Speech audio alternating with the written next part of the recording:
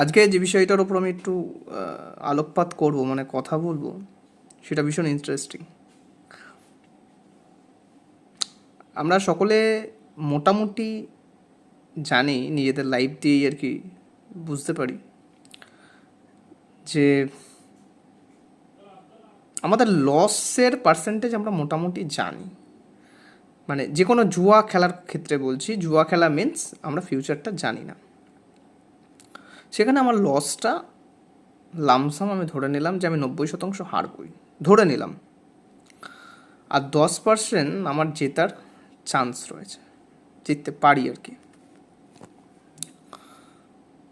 আগে আমাদের ভুলে যেতে হবে হারানোর ভয়।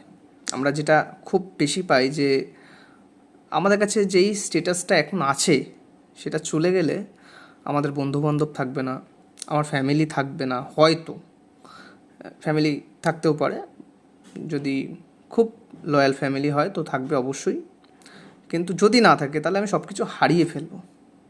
মানে এটা হচ্ছে আমাদের লস প্রেডিকশন, যে আমরা এতটুকু তো জানি, কিন্তু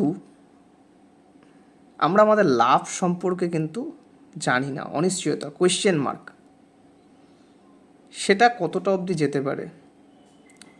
আমি যদি লাভ করি তাহলে আমার বন্ধু যদি 2 জন থাকে, ওটা 200 জনও হতে পারে, 2000 জন হতে পারে, 2 লক্ষ জন হতে পারে। আমার পয়সাটা 10 টাকা থেকে 10,000, 10 কোটি হতে পারে। কিন্তু আমি লসটা জানি যে 10 টাকাটা চলে গেলে 10 টাকাটা হয়তো 90 টাকা, 10 টাকা থেকে 9 টাকা চলেই যাবে, 1 টাকা হয়তো থাকবে, বা 10 টাকাই চলে যাবে, এটা আমরা জানি। কিন্তু লাভ হলে কতটা হবে সেটা আমরা জানি না।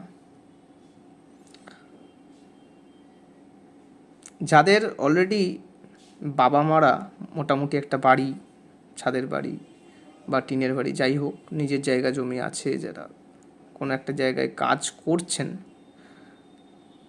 তাদের মনে হয় না যে এত বেশি ভয় পাওয়া উচিত। ইভেন সকলেরই, কারণ আমরা লসটা জানি, লাভটা কিন্তু জানি না কতটা হতে পারে।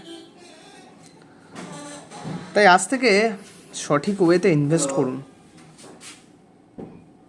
আজ থেকে 15 বছর পর আপনি নিজেকে অন্য জায়গাতেই দেখবেন, যেটাতে আপনি দেখতে পাচ্ছেন না, হয়তো আমরা দেখতে পাচ্ছি।